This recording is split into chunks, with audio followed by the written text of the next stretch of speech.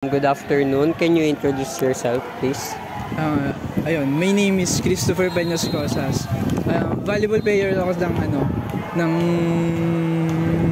psychology department. Okay, thank you. How did you feel both physically and mentally before, during, and after the competition? Did you notice any changes in your energy, focus, or emotion throughout? Before the game, mas gusto ko kasi isipin na pang-enjoy lang talaga yung volleyball. During medyo na-experience ko yung parang nadagdagan yung energy habang naglalaro. Lalo na dun sa mga crucial na moments. After naman, kapag natalo, parang dun mo mas mararamdaman yung pagod. Kapag nanalo naman, parang syempre mas masaya ka. So, how did you prepare mentally and physically for the competition? Sabi ko nga kanina, mas gusto kasi isipin na yung pag-volleyball is para lang sa katuwaan lang, ganun. So, parang pinaprepare ko yung utak ko na parang kahit anong mangyari, basta maging masaya lang habang naglalaro.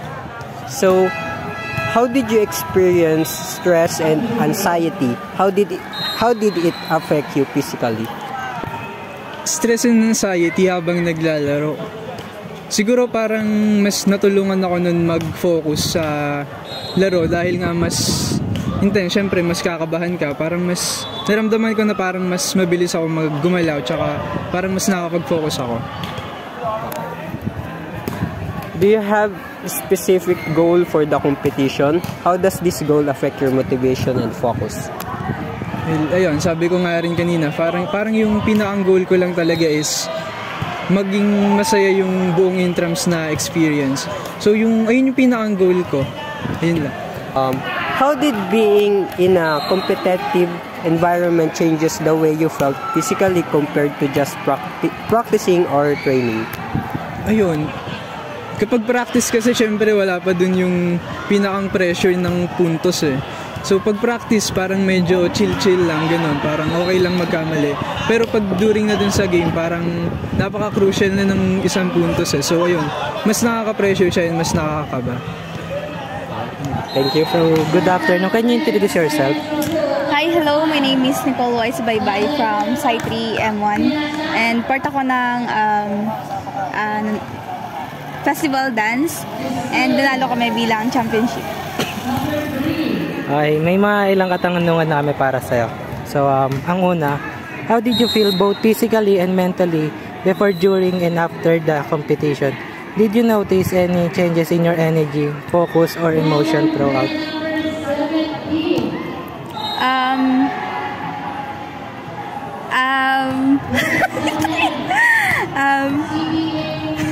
I feel physically basta kinakabahan ako bago maglaban talaga. Then during ko sa laban, parang inisip ko na lang na practice yon pero at my best points, ganun. And mentally naman, inisip ko na lang talaga yung goal na mananalo kami para magawa ko yung best ko. Okay, and then ang next question is, how did you prepare mentally and physically for the competition? So physically, gabi pa lang talaga, kinondisyon ko na yung sarili ko, natutulog ako ng mas maaga. And emotionally, inisip ko na kung ano yung possible mangyari. Binaprepare ko na if manalo, okay lang naman, ganun. Sige, sunod, did you experience stress and anxiety? How did it affect you physically? Hindi naman sa anxiety, siguro sa sobrang taas ng adrenaline, ganun. Before laban, talagang kinakabahan na. During laban naman, okay naman. Naging maayos naman yung performance ko. Okay. Do you have a specific goal for the competition? How does the goal affect your motivation and focus? So, syempre, lahat naman tayo is merong goal pag sumasali tayo ng competition or what. So, yung goal ko noon, talagang manalo kami. And, naka-affect yun sa, sa performance ko. Kasi ginawa ko talaga yung best ko para mapakita na deserving kami. Okay. Ang pinaka-last na ito. How did being in competitive environment change the way you felt physically compared to just practicing or training? Nung ano kasi nakita ko yung performance nung ibang competitors, talagang magagaling naman talaga sila. But mas magaling nga lang kami. So, ayun, inisip ko siya yung laban namin as last practice namin kasi ginawa talaga namin best namin doon. Yung mga sigaw namin talagang rinig na rinig. And mas narinig pa yon nung during laban. So, I think ayun yung pinaka-best na nagawa namin. Okay, thank you po sa time mo. So, good afternoon. Can you introduce yourself, please? Hello po, my name is John Rick Arroyo. Player po ng volleyball sa psychology. Okay. So, how did you feel both physically and mentally before, during, and after the competition?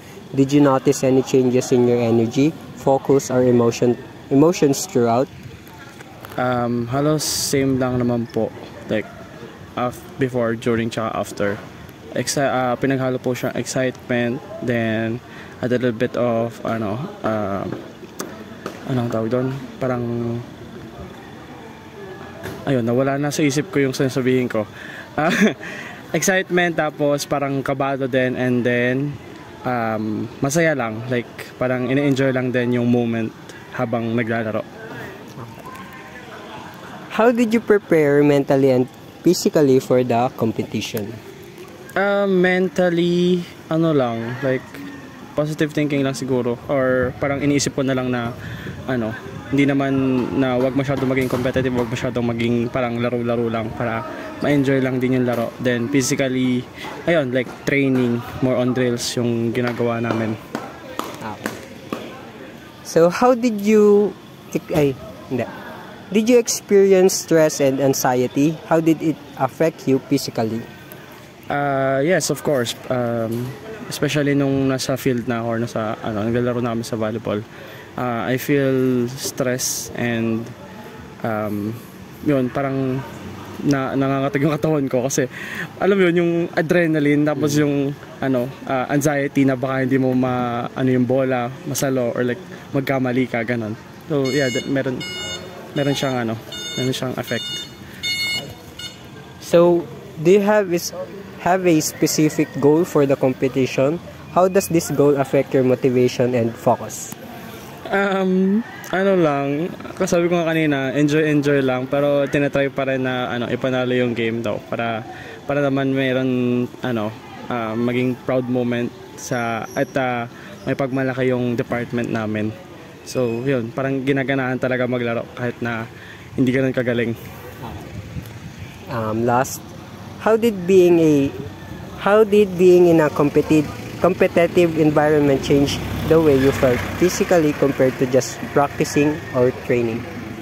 Ayun, pagka kasi competitive na or nasa competitive place ka na, hindi ka na pwedeng erratic movement na kung ano-ano lang yung gagawin. Of course, you have to focus, and kailangan maayos yung play mo, hindi yung katulad ng sa training na pwede mong eme-emehin or like kung ano-ano lang ginagawa mo sa loob ng Kasi, of course, meron siyang sense of formality sa paglalaro. So, ayun. Okay, thank you. Good afternoon po. Pwede pang malaman yung pangalan niyan, kung anong department kayo? My name is Kenny Vicky Chavez from Senior High School Department, one of the festival dancers po. May ilang katanungan lang para sa'yo. Okay, yung una, how did you feel both physically and mentally before, during, and after the competition? Did you notice any changes in your energy, focus, or emotion throughout? Mentally, parang nape-pressure po kasi yung last time doon po kasi champion po yung senior high school, so parang nape-pressure po kami. Sa physical naman po, bago po kasi sa akin yung dancing, so parang na-culture shock po ako, ganun. Tapos sa pagbabago naman po, medyo nasasanay na po ako kasi sa crowd po, nasasanay na po akong hindi na po nahihiya, ganun. Tapos yun na po. Ito yung susunod na tanong. How did you prepare mentally and physically for the competition? Physically, Nag-aano po kami, nag-prepare pa po muna bago po sumayaw, mag-work, nag-warm up po muna para hindi po mabigla yung katawan. Tas mentally naman po, parang iniisip lang po namin na na galingan na lang po para hindi rin po ma-disappoint kasi nakaka-pressure nga at ang taas ng expectation nila sa amin. Okay. Ito yung susunod. Did you experience stress and anxiety? How did it affect you physically? Opo, kasi lalo na sa pagsabay po ng academic tapos sayaw pa po. Ayun, tas nakakapagod kasi parang wala nang pahinga. Okay. So, ang susunod, do you have a specific goal for the competition? How does this goal affect your motivation and focus? Yung sa motivation, meron naman na yung motivation namin na kaya namin yun na magsa-champion ulit kahit kaya naman. Yeah. Sige. Ito. Pwede mo basahin? Diyo.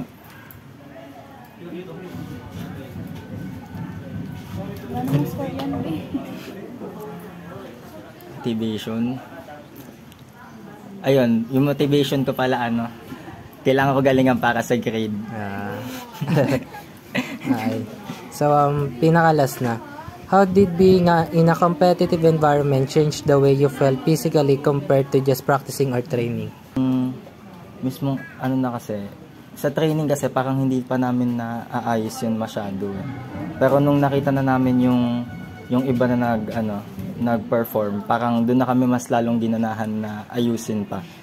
Kaya, ayun na yung naging motivation. Okay. Thank you. Good afternoon. Can you introduce yourself, please? Hi, I'm Shane Hernandez and ako po yung isa sa mga dancer ng festival dance. Isang po kayo? Department? Senior high school department. So, how did you feel both physically and mentally before, during, and after the competition? Did you notice any changes in your energy, focus, or emotions throughout? Yung doon po sa physical and mentally, unang-una po, pressure po syempre. Kasi po, pagsasabihin po namin yung schedule namin sa school. Tapos, after po ng practice, papasok po kami ng school. So, mahirap siya pagsabayan kasi hindi po ako marunong medyo nahihirapan ako mag-time management. Then, mag-time manage. Then, dun sa,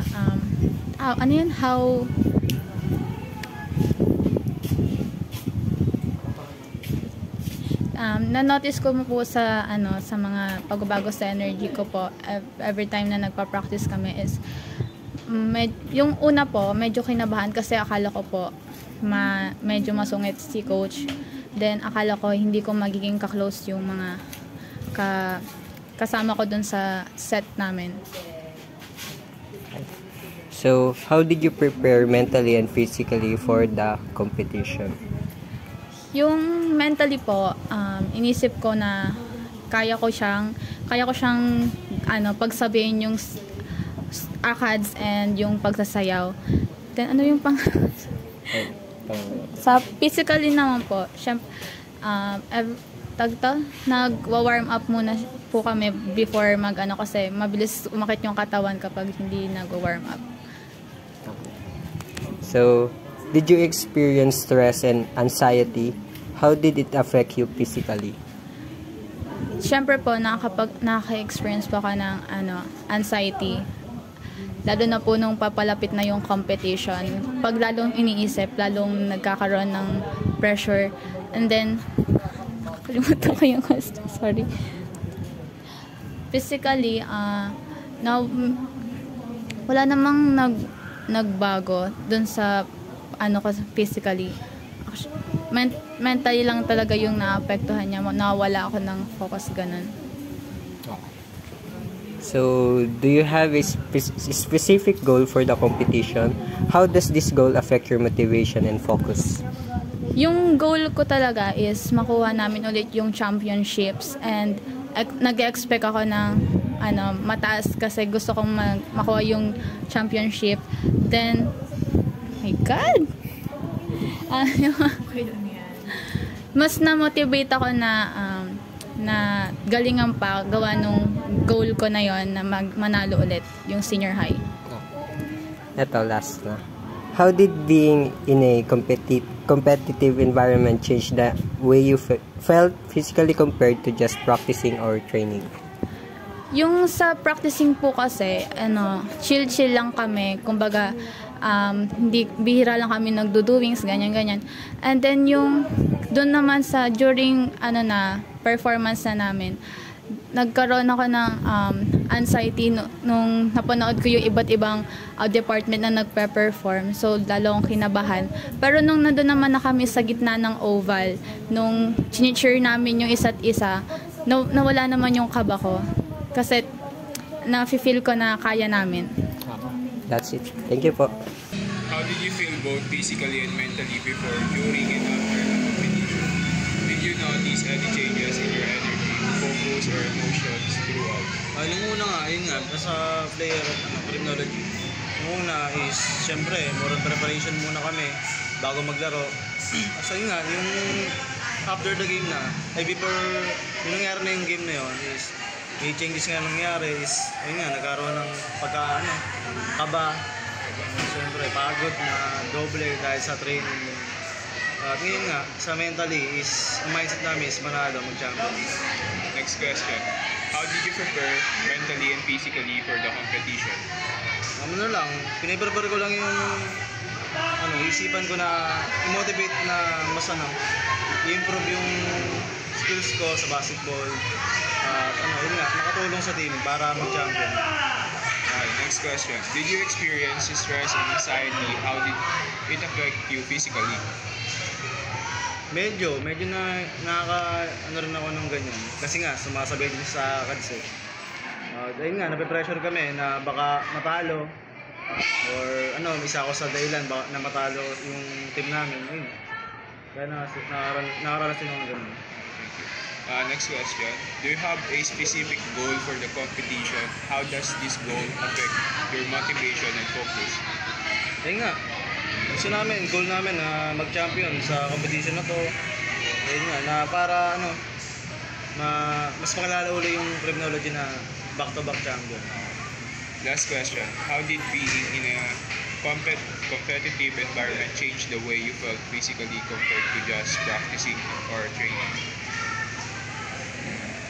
How did you being a competitive environment change the way you felt physically compared to just practicing or training? Like, paano yung pinagkaiba ng training sa ngayon na competition? Yun nga, yung sa training is siyempre, inisip mo lang nun is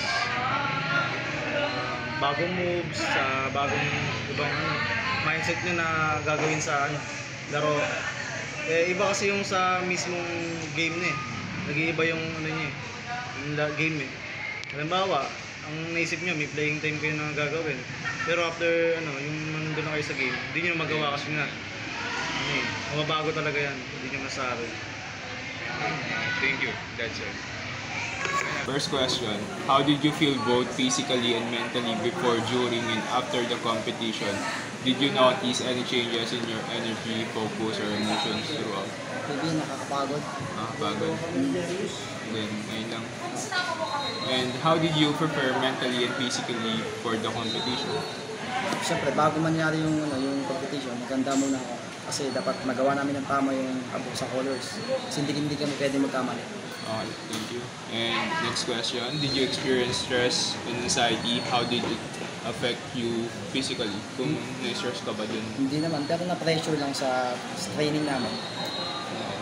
And next question, do you have a specific goal for the competition? How does this goal affect your motivation and focus?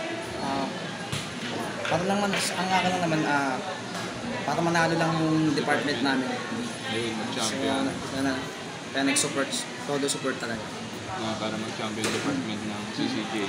And last question, how did being in a competitive environment change the way you felt physically compared to just practicing or training? Like, kung ano yung pinagkaiba ng nung nagka-training ka pa lang sa mismong competition na anong pinagkaiba? Siyempre, iba. Kasi parang yung paligid mo sa pressure ba, ganun. Sa training pa lang? Sa training pa lang, parang sobrang sobrang pressure. Hindi, yung parang parang kayang-kaya mo na ganun. Pero during the nagbago kasi nag-iba yung paligid. Dumami yung nanonood sa'yo, parang ayaw mo magkamali. That's all. Thank you. Thank you.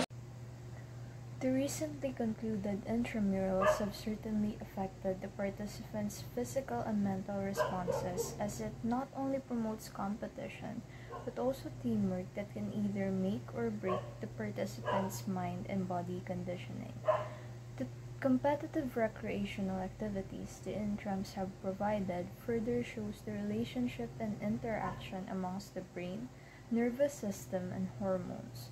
From board games that require little effort physically but is taxing mentally, festival dance that is entirely exhausting for the body, and ball games that requires quick thinking and reflexes, we have been shed light to how games or sports bring about the neural mechanisms, stress responses, and hormonal influences of some of the participants from the psychology and criminology department and senior high school students.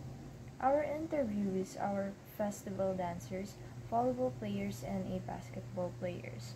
For their brain activity, the festival dancers, Nicole, and the two senior high students did mention that practicing has led them to be more coordinated with their dance movements. This goes to show that the continuous practices have enhanced their ability to voluntarily control their body even if they're not previously used to dancing, as the male senior high student mentioned. The motor cortex also helped the ball game participants to be able to do complex movements like saving or stealing the ball and to have the ability to swiftly react during the game. The prefrontal cortex is also especially vital in ball games, as it requires a lot of quick strategies and changing gameplays depending on the situation that is occurring. The basketball player from criminology did say that during practice, planning was smooth sailing, but within the game, it is difficult to do so, as he said that one mistake can cost the entire team. This highlights the cruciality of maintaining focus while removing distracting thoughts and enhancing performance by activating the prefrontal cortex effectively. This involves conditioning the mind into thinking positively, as all of the interviews have applied in their performance. Next is the amygdala, to which all of the participants used in responding to the stress, pressure, and anxiety they were faced with. The psychology students have pretty good stress responses, as they have the happy-go-lucky mindset, but the SHS and CCG ones had a hard time managing the pressure, as the SHS students were well aware of their last year's victory in the festival dance, same as the criminology students who have a heavy load in their shoulders, as they have a pride to maintain for being victors. The senior high interviewee did tell that it's hard to juggle studies and practicing for the festival dance, so it is evident that the amygdala plays a big role in the participants' state of mind in sports and the festival dance, as their adrenaline from performing and the cortisol from academic stress should be regulated well to be able to stay calm and perform effectively. Lastly, even with all the stressors and unending neural activity, all came down with one common goal. It is to win and enjoy. Psychology players, although well aware of their limitations, also had a goal to win, to be able to be the pride of their department. This was the same motivation for the other interviewees.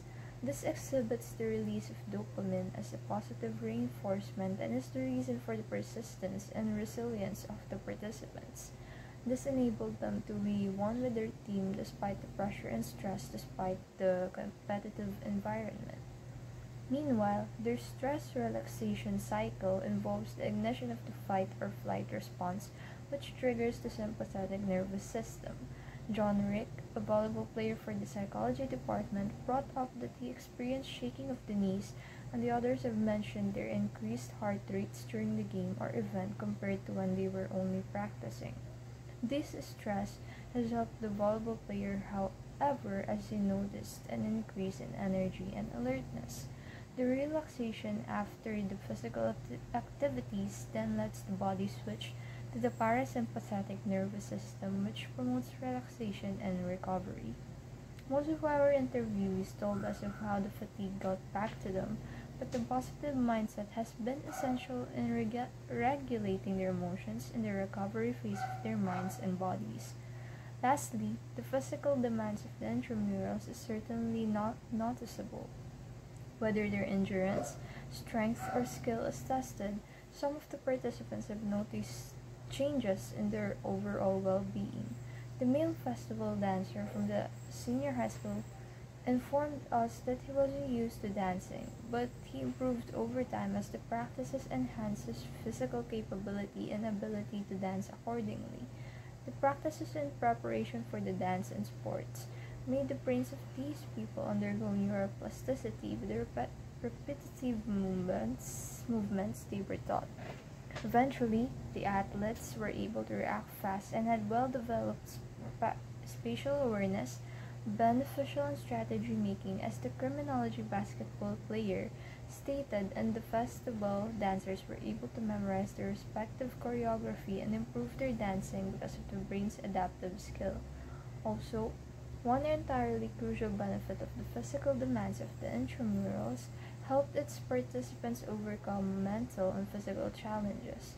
With the heat of the scorching sun and tired bodies of the festival dancers, the resilience of our interviewed participants heightened, and they have made it their priority to manage their sleeping schedule accordingly. The teamwork both the players and dancers experience also aided them to be alleviated from the physical strain of their respective sports. The female festival dancer recalled how the positive reinforcement her co-dancers instilled in her during the event have shaped her to stay motivated despite the challenge of physical exhaustion. In conclusion, the intramurals have a profound impact on biopsychological factors, including brain activity, stress, relaxation cycles, and physical demands.